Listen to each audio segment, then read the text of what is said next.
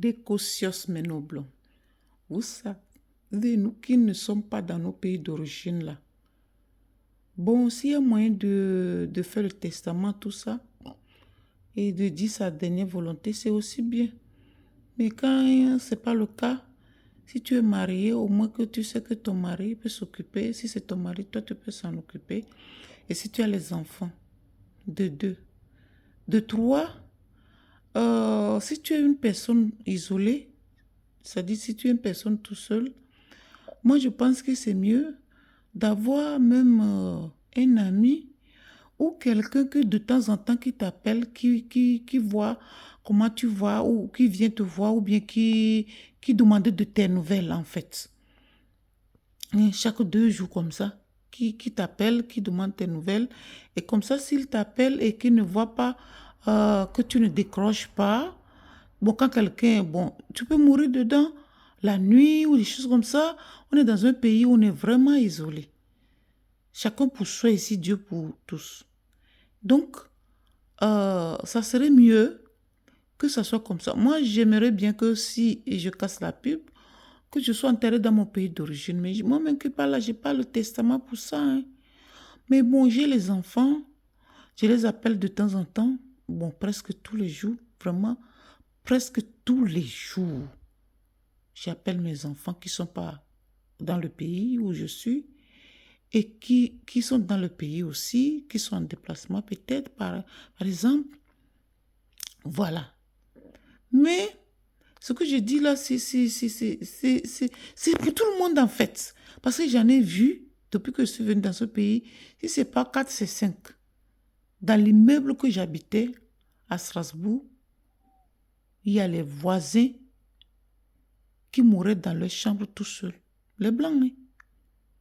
Seuls. Jusqu'à... Ça a commencé à pourrir. Ça pourrit jusqu'à les vers sortent. Et l'immeuble est envahi. On demande qu'est-ce qui est mort? Quel animal? Et c'est un être humain. C'est là où les gens commencent à dire, telle personne, ça fait un moment qu'on ne le voit plus. On appelle les pompiers, on vient toquer, la personne n'ouvre pas.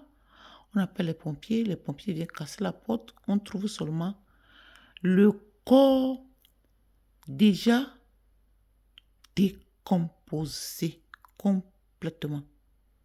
Vous voyez? Alors qu'il y a même qui ont des enfants.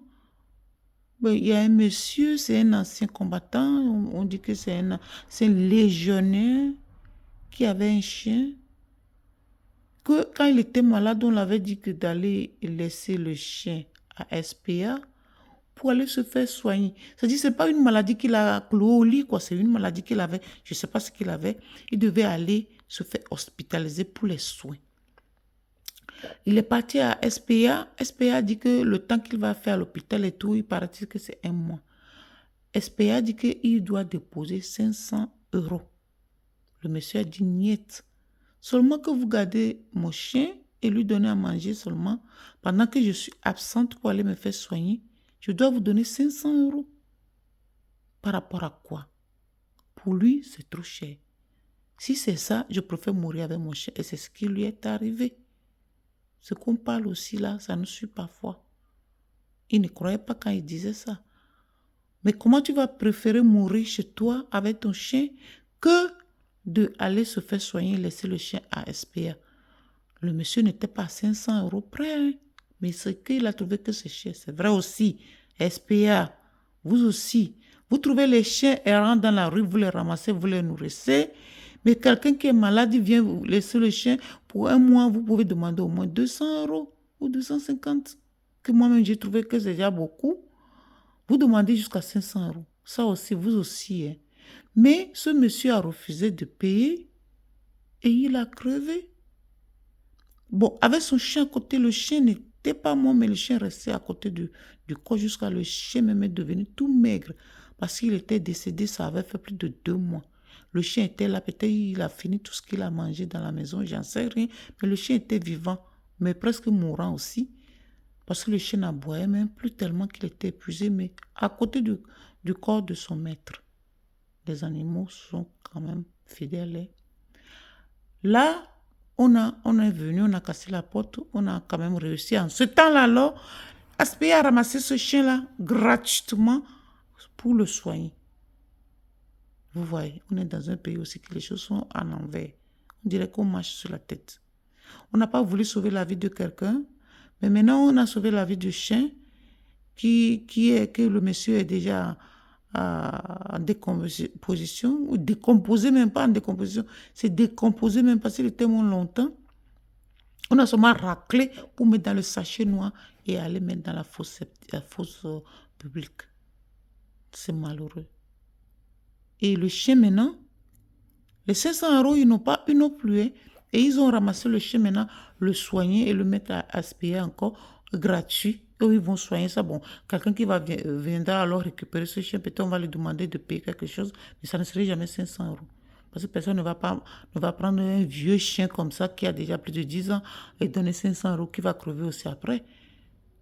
Si peut-être 100 euros ou 200 euros, mais pourquoi pas prendre cet argent et garder le chien en bonne santé et sauver aussi le monsieur? Franchement, je trouve que c'est méchant ou c'est sévère quand même.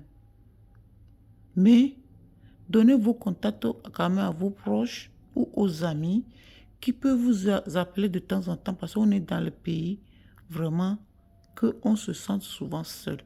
Quand tu es chez toi, là, c'est chacun pour soi, tu es dans ta chambre, personne ne va te déranger, mais en même temps, personne ne va demander d'après toi. Bon, moi, je suis mariée, j'ai les enfants, mais les enfants sont grands, puisque moi, je suis grand-mère. Donc, il faut que les enfants appellent vos parents de temps en temps, si possible même chaque jour, si c'est le matin ou le soir, parce que c'est comme ça qu'on peut savoir si quelque chose arrive à vos parents comme ça, hein, subitement. Il y a crise cardiaque, il y a tout. Moi, je ne souhaite pas que cela m'arrive, mais c'est préventif en fait. Personne n'est éternel et puis personne ne sait comment il va quitter dans ce monde. Voilà. Et j'ai vécu ça. Il y a eu une autre aussi qui est décédée dans sa maison. Là, on ne sait pas ce qu'elle avait eu. C'est une personne qu'on voyait bien, qui causait, qui était bien. On ne savait même pas qu'elle était malade. Elle était malade.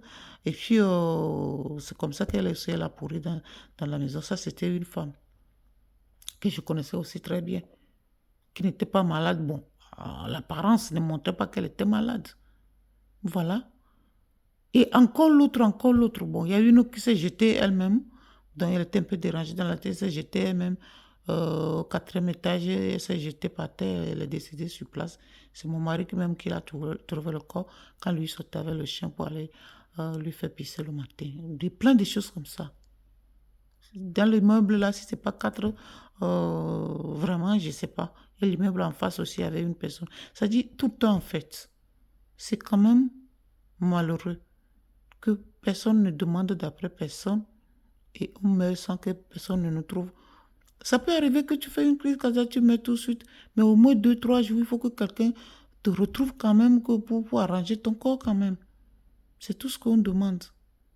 Donc, donnez vos coordonnées quand même à vos proches, à vos amis, et que de leur dire de vous appeler de temps en temps, et vous faites pareil aussi, des beaux sios. C'est triste cette histoire, mais c'est ça quoi. On est appelé à partir un jour, mais bien quoi. C'est le souhait de tout.